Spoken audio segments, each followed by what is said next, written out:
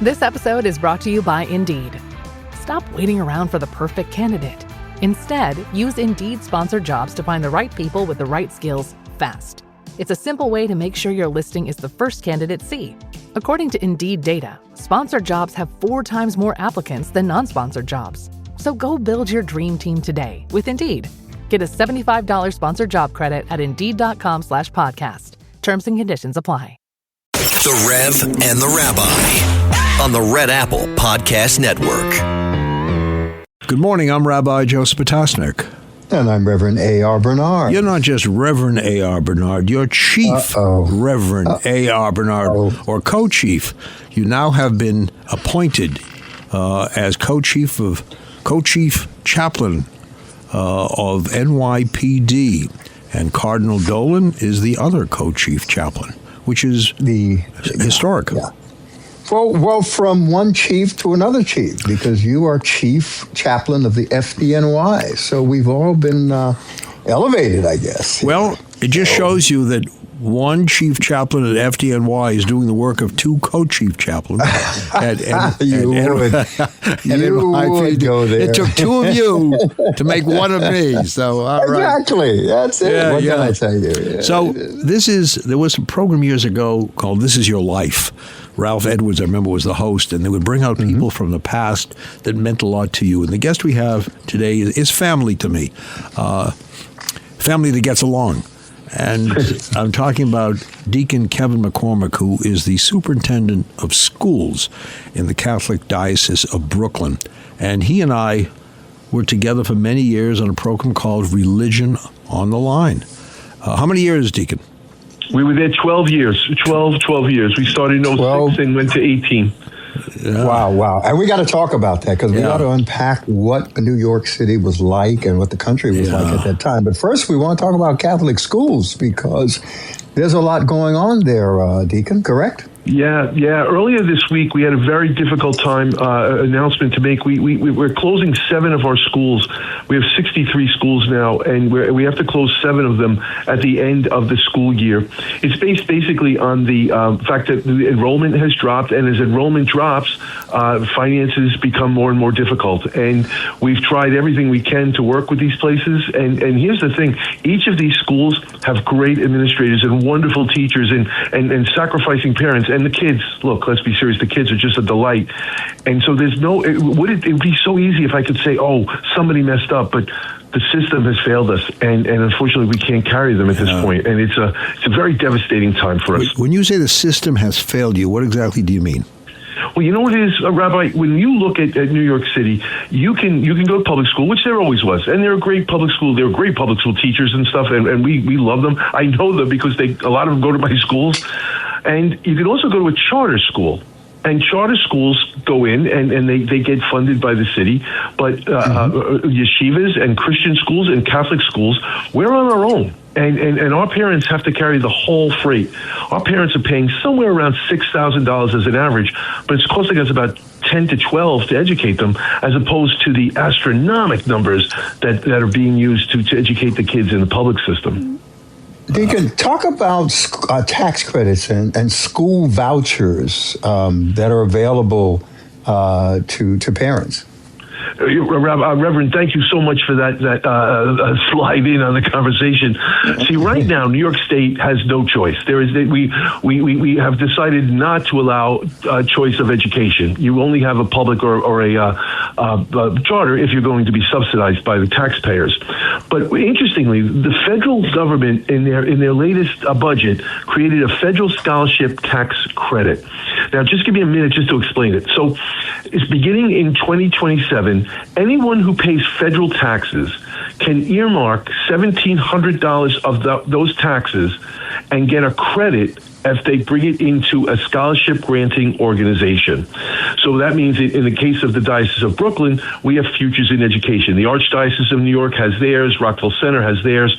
And I'm sure there are many, in fact, I know for a fact, there are many Jewish and Christian scholarship granting organizations which would be able to receive these funds and then be able to use it for scholarships for kids to move into, to be able to supplement their schooling. The problem is we need the governor to opt in. We have over 50 of the governors, over half of the governors already have, and many of them from blue states. We need Governor Hochul to do this. Wow. So you know what I never understood in this whole discussion? Charter schools and private schools and parochial schools. At the end of the day, we're looking to enhance education. We're looking to make sure that the education we present is great, is qualitative. And we should do everything we can to make sure that people have a path that is not, obstacle loaded to get into one of these schools. So I don't know why over the years we're always talking about, vouchers and this. Why don't we just say we want good schools, and if there are good schools out there, we have to support them?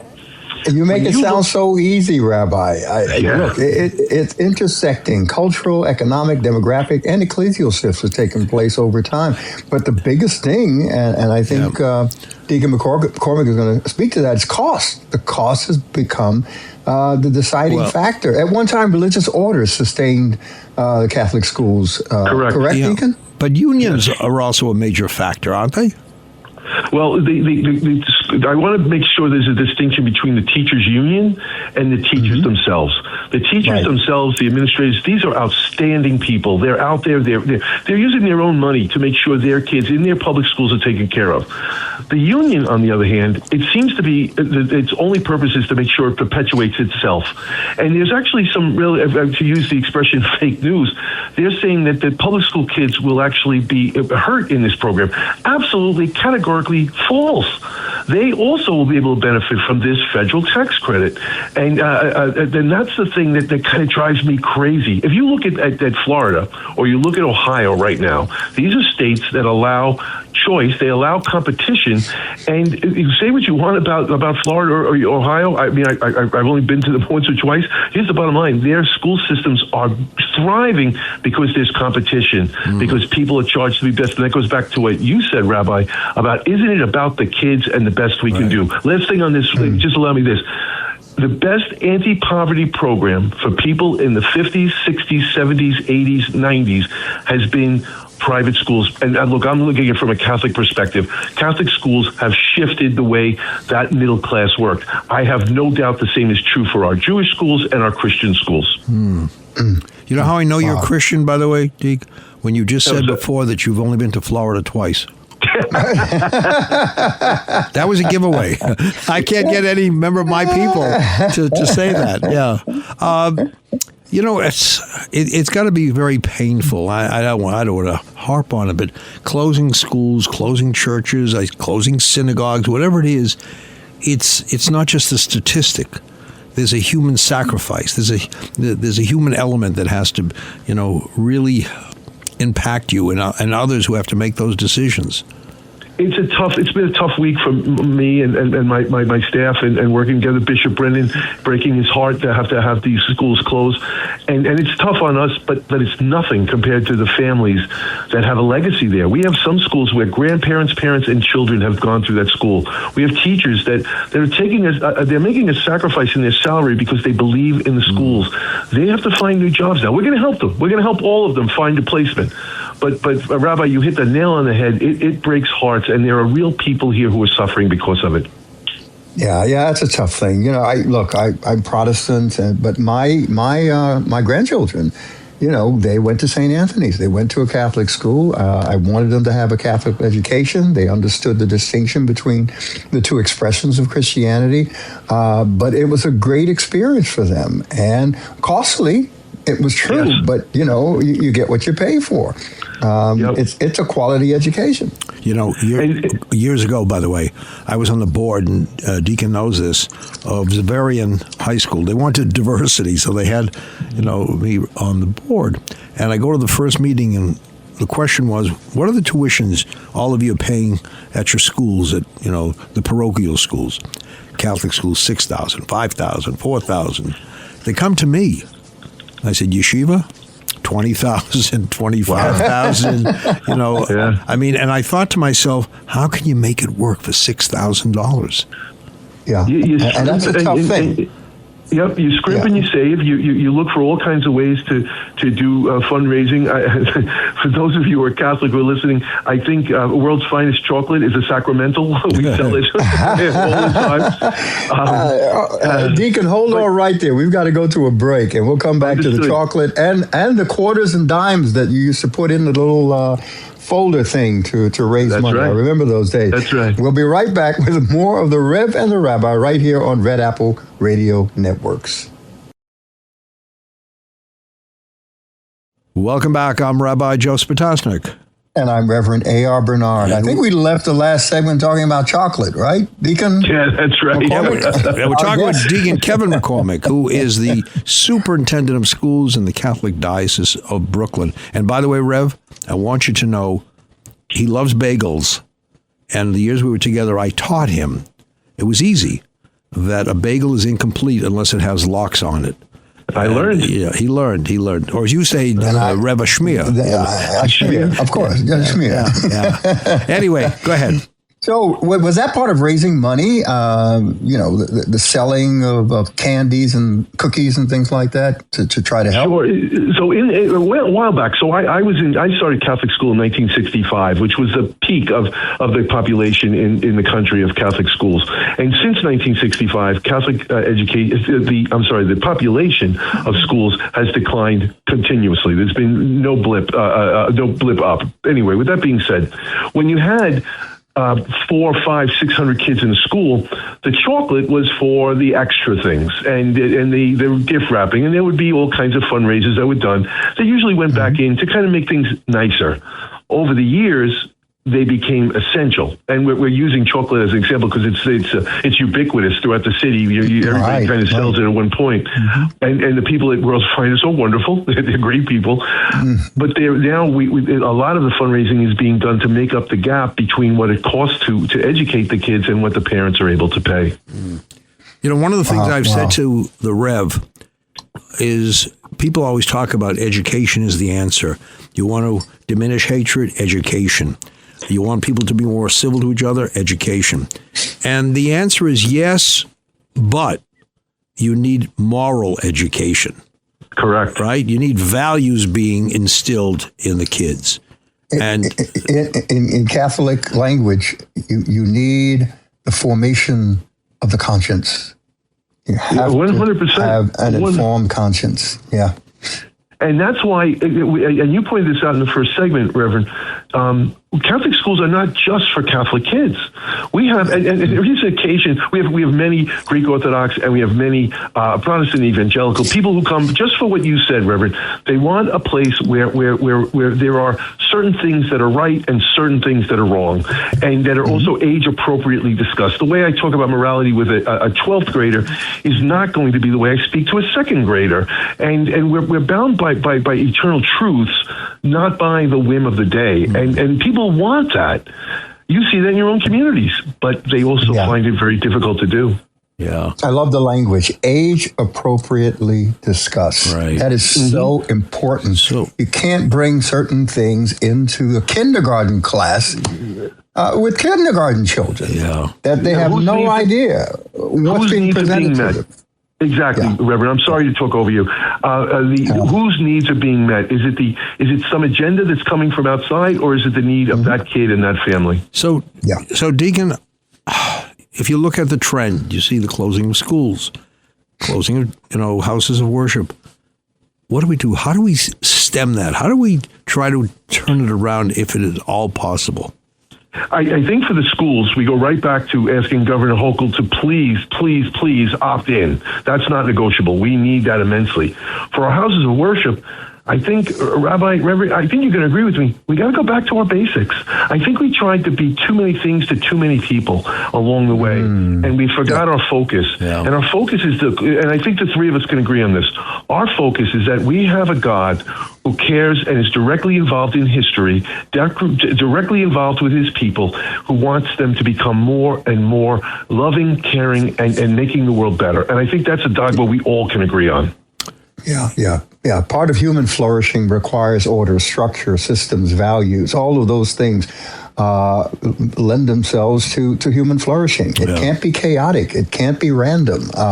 We can't have a successful society with that kind of mindset. Absolutely, Deacon. You know, when the Reverend and I talk about the unaffiliated and what can get people to turn to houses of worship, we say you got to stick to a message that resonates. You got to value something that you're coming to hear or see. And people, they don't need the Rev or the rabbi or the pastor to read the New York Times to them. They don't need that. They can do that on their own.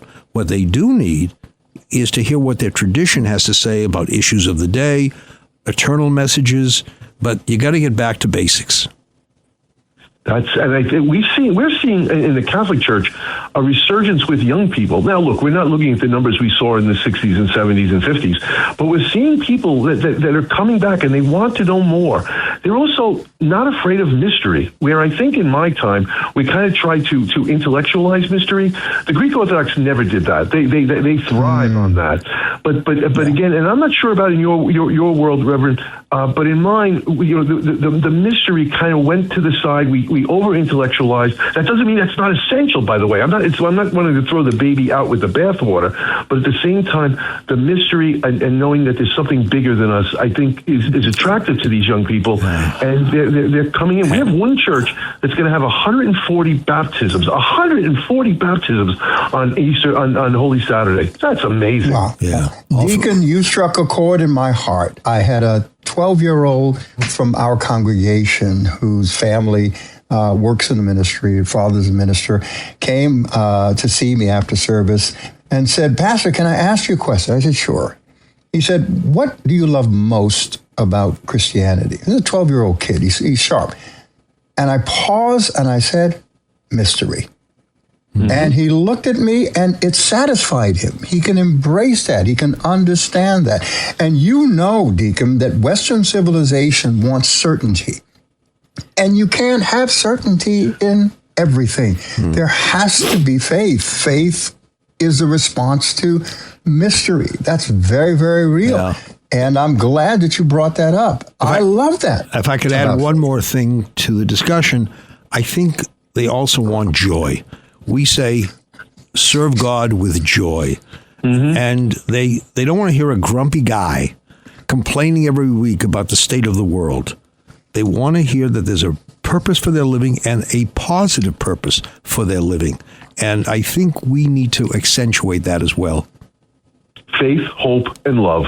That's the key, and we do it with a smile. Our bishop is very clear that we need to be joyful, we need to be unapologetic, and we need to be focused on the truth. And the joyful part is the essential part. You know, we know who we are, and we're pleased to know that our God blesses the work we do.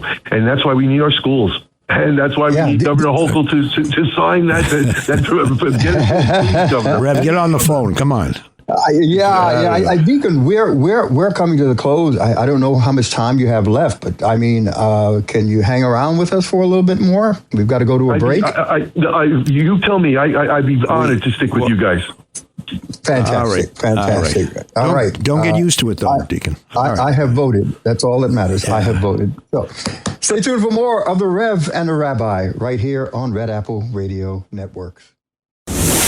Thanks for listening to The Rev and the Rabbi. You can hear The Rev and the Rabbi Sunday mornings at 7. If you like the podcast, share it with your friends and listen anytime at WABCRadio.com and download the WABC Radio app. Hit that subscribe button on all major podcast platforms. Plus, follow WABC on social on Instagram, TikTok, Facebook, and X. See you next time for a new episode so you never have to wonder. What the heck is going on here?